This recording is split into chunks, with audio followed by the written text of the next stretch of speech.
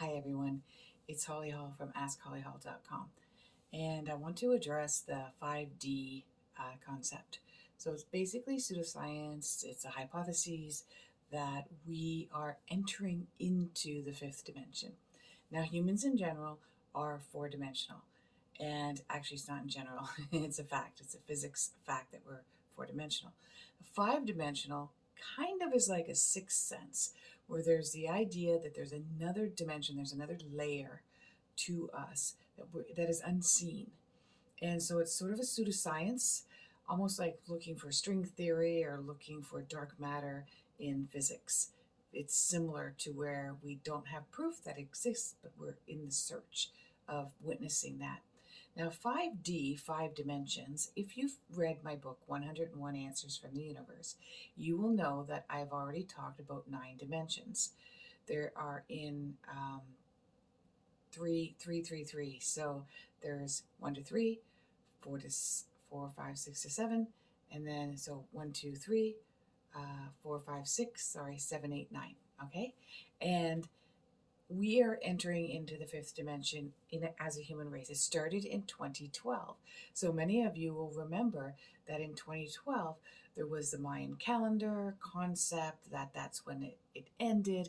And it's a 2,500 year cycle, and that the world was going to end, and there was an alignment of a bunch of planets in Capricorn, and all of these different concepts and philosophies and ancient text that was kind of pointing towards the end, but it was really the end of an era.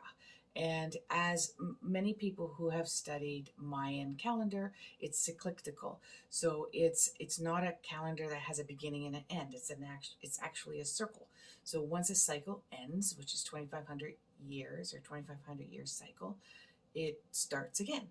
So 2012 was the idea that this was beginning a new cycle as well. Now, it's not an overnight, okay? It's not like December 21, 2012. You wake up December 22nd, 2012, and it's a brand new world. There is a transitional stage. And historically, we have had catastrophes, sort of human catastrophes, and planetary catastrophes that has ended human existence as it had known before that. And so the beginning of 2012, or the end of 2012, sorry, was the beginning of a new cycle, or the age of Aquarius, as some people astrologically have termed it. And there's an overlap, okay? So it doesn't just like begin and end and then begin.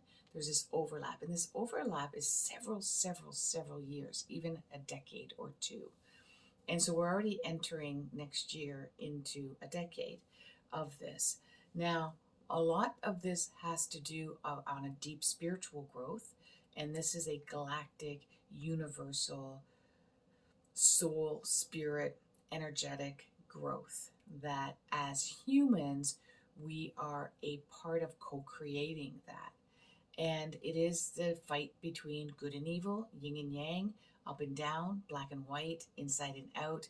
It is the battle between creating a balance between both. They're not oppositions where one does not belong to the other. So for instance, you would think we should only have good and there should not be evil.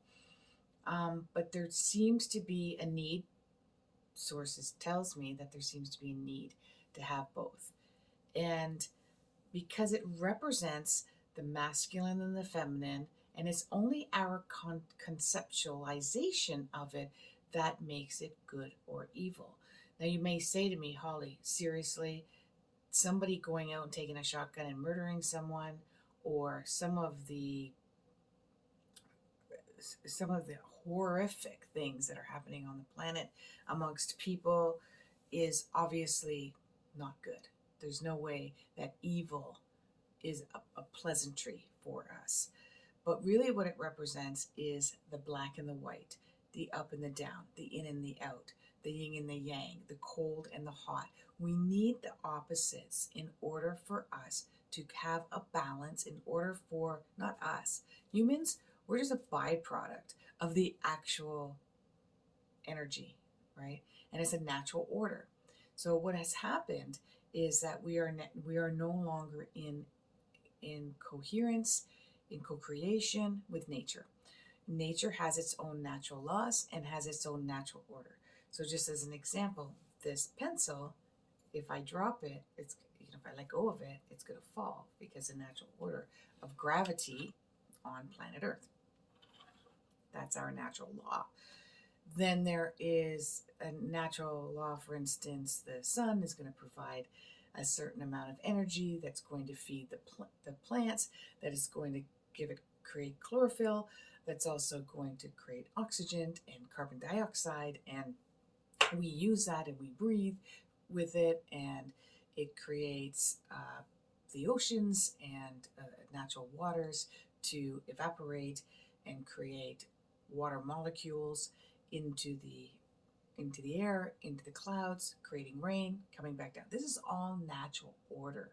Okay, this is all. Even when you look in nature and there is destruction in a way that a hyena or tigers are going to try to kill, another animal in order to survive. But nature never takes more than it needs, ever, ever. And you will witness it in the natural world. So if you watch like a National Geographic, you're going to see a bunch of hyenas or tigers take down an animal, and they're going to eat the flesh that they need, and then they leave the carcass, and other animals that are in the lower hierarchy of basically the fittest, right? It's the stronger ones are going to go in first, the more threatening ones, and then as the food chain goes down, those other animals come in, and then finally at the very end are flies and all the yucky sort of insects that are going to come in and devour the final part of the carcass. So this is all a natural order. I know you're like, ew, Holly, what does this have to do with the 5 dimensions? It has a lot to do with it, because if we are not in sequence, in harmony, in coherence with the natural law, we are going to suffer. We are going to be our own demise and our own extinction. Humans are the only, on Earth anyways, because I'm sure there's all kinds of who knows what species out there. We're a bit narcissistic and egotistical to think that we're the only ones here. Humans are the only species or anything living on the planet. Humans are the only ones that take more than they need. We're the only ones that manufacture, manipulate, and use resources for our own egotistical, desirable desire for our own personal satisfaction. Not for our survival, for our own personal satisfaction. And as we move into the 5th dimension, we're going to see movement after movement after movement, especially with towards 2025. That will create this healing, and so that we can co-create. That doesn't mean that we have to live off of the dirt and the ground and live in caves and holes like other animals do. We can have the best of both worlds. We can have beautiful food, agriculture, technology, advancements without harming or hurting the planet. Everything, the planet provides us with everything that we need, right? And we're smart, intelligent beings, and we can utilize that without greed or sacrificing the imbalance. And so as time, and this is a prediction that sources told me, as time progresses, you're going to see that things like COVID, these diseases that are not natural, our bodies are not going to be able to manage them. We have something like 400 trillion bacteria and and viruses in our bodies naturally. And they're not harming us, or unless you have a predisposition, which you can do DNA tests to see if you have a predisposition, something like what Angelina Jolie did for breast cancer, so that you can avoid that because it's genetically encoded into your system. But other than that, most humans' bodies are designed to create a balance of these viruses and these bacteria because they're utilized intelligently within our system. But as we damage that system, sort of that microbiome, for instance, in the gut, which is a popular statement now, we in the gut flora, we are now have a system, a universe. Our body is a universe in itself that is out of sync. It's out of balance, and so it can't create that balance to have only the amount of bacteria that we need, only the amount of viruses that we need, or these viruses get turned on and these bacteria gets turned on. Our body fighting this foreign or mutation within us is what makes us sick, right? And then what wins? Sometimes the mutation or the virus or the bacteria wins, and sometimes we win. And we fight through that, and that's called illness or sickness, or, it's a terrible, it's something none of us want to experience. There are several ways that we can evolve in the 5D. And before I go any further, I do encourage you to look up Zach Bush, triple PhD, hard scientist. He has created a sort of a charitable project where he wants to create 8 million agricultural, like these are agricultural systems that are hundreds and thousands of acres, to rebuild it to its natural microbiome system. And the really cool thing about Mother Nature, and we learned this with COVID right from the beginning, when we were seeing Venice and the oceans and the waterways clear up, and the skies and pollution, like Mother Nature, it can turn on a dime and it can heal just like that, just like our body can, right? If it's given the right environment and it's fed the right substances that it needs to create that balance.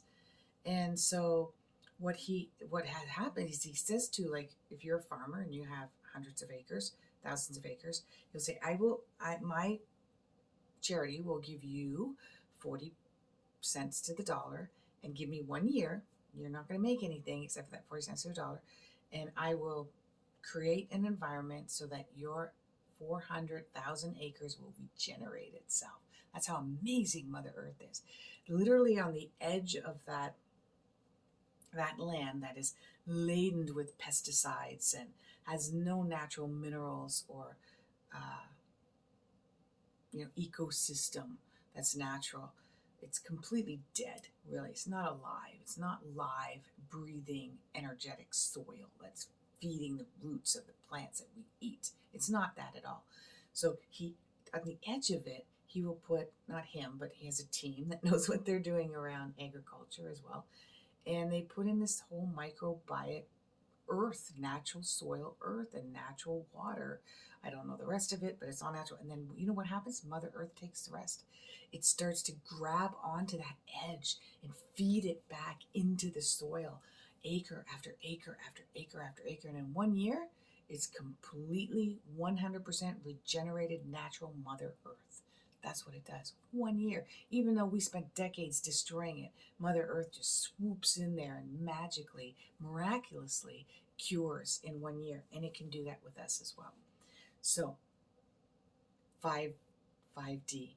What you want to do is you want to think of yourself as hundreds and thousands of acres, hundreds and thousands of cellular acres within you. And you want to create it body, mind, and soul, the healthiest environment that you can.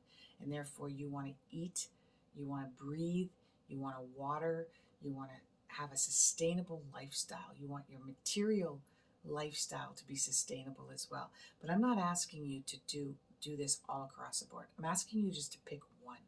Pick one. So For me, it's food. Okay, so for me, I've chosen food, and I eat as organically and as plant-based as I possibly can. And the funny thing is that the more you know, the more you realize you don't know. And so now my new conceptualization that I want to incorporate into my lifestyle is to be more local. So I'm sort of a Canadian-based person, and so eating mangoes and pineapples is a great luxury, but it's not native to where I live. And the carbon footprint and all that has to be done for an avocado to be on my table is not in coherence with my philosophy of being sustainable. So I have to start taking a look at avocado may not be a part of my life. A coconut, that's going to be a hard one, may not be a part of my life. And incorporate, I love berries, right? And that's more natural to my environment. So strawberries, raspberries, blueberries, blackberries, even if they're frozen, even if they come from California, I got to do the best I can organically. So as long as we are, I'm not perfect at this. So I'm not going to be, I do not have a green thumb. I'm not going to be growing. I don't have a backyard full of greenhouses and natural foods. It's not my mission, my work is helping people know who they are by the work that I do with astrology and my philosophy and my downloads and my life coaching. And that's the second thing that you can do. Know who you are.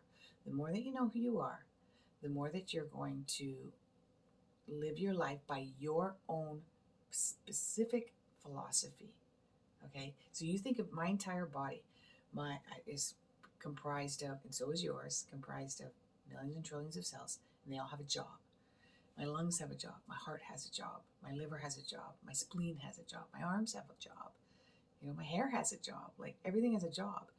And so you think of yourself, if you think of the grand scheme of spirituality or soul life or humanness, if you just want to be a human, just be a humanistic person where you're just here to really help advance humans, humanitarian, you have a specific job that nobody else has.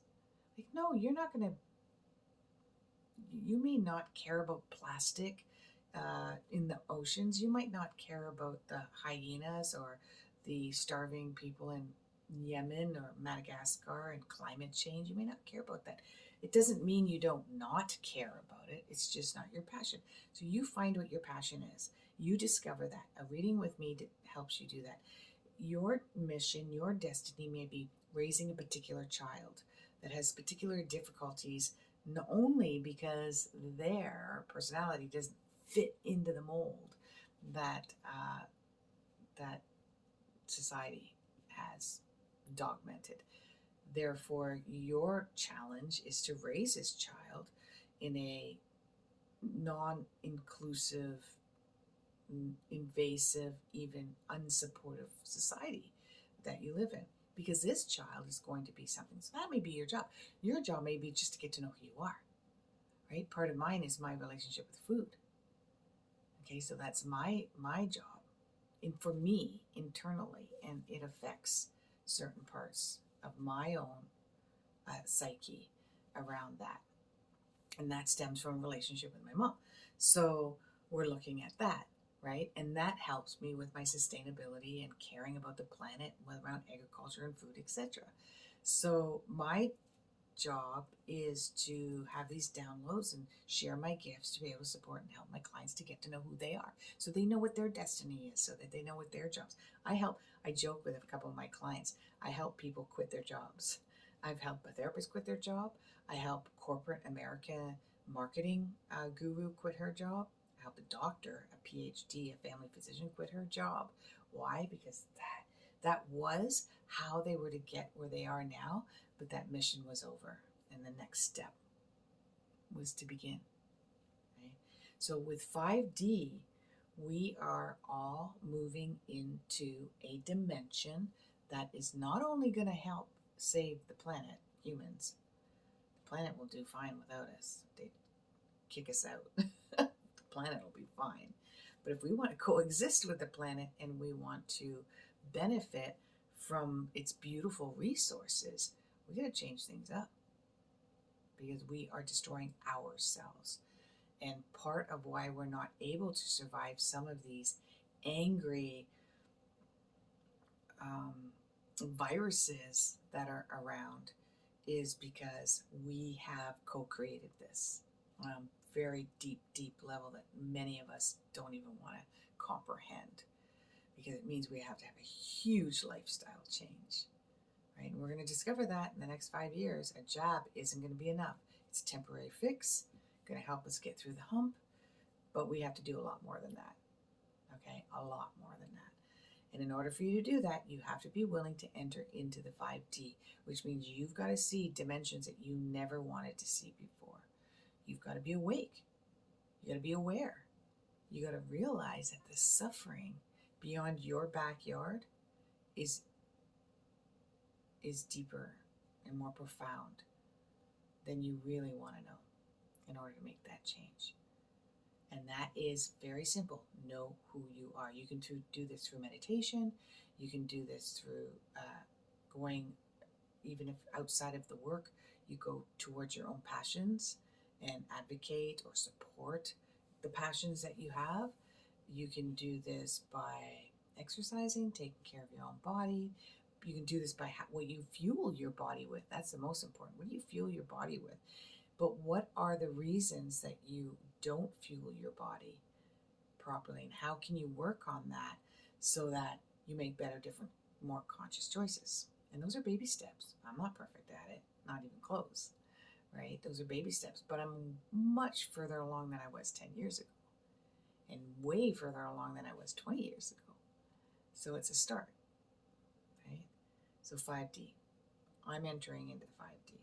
I'm getting out of this matrix. What about you?